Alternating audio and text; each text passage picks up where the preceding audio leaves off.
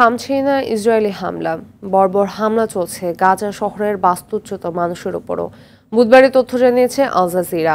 উত্তর গাজার বেইত লাহিয়ায় ইসরায়েলি হামলায় ধ্বংসপ্রাপ্ত একটি বাড়ির ধ্বংসস্তূপের নিচে চাপা পড়ে 4 জন নিহত হয়েছেন। বাড়িটিতে এখনও উদ্ধার অভিযান চলমান রয়েছে। উপত্যকাটিতে ইসরায়েলি হামলায় এখন পর্যন্ত কমপক্ষে 37,658 জন নিহত হয়েছে। নগদে 500 টাকা বা তার বেশি পেমেন্টে পেতে পারেন ঢাকায় জমিসহ 20 কোটি টাকার পুরস্কার। আহত হয়েছে আরও 86,237 জন। এদিকে ইসরায়েল লেবানন সীমান্ত উত্তপ্ত। তবে মার্কিন পেন্টাগন প্রধান লয়েড অস্টিন বলেছেন, ইসরায়েল লেবানন সীমান্তে সহিংস সংঘর্ষের অবসান ঘটাতে জরুরিভাবে একটি কূটনৈতিক চুক্তি চাইছে যুক্তরাষ্ট্র।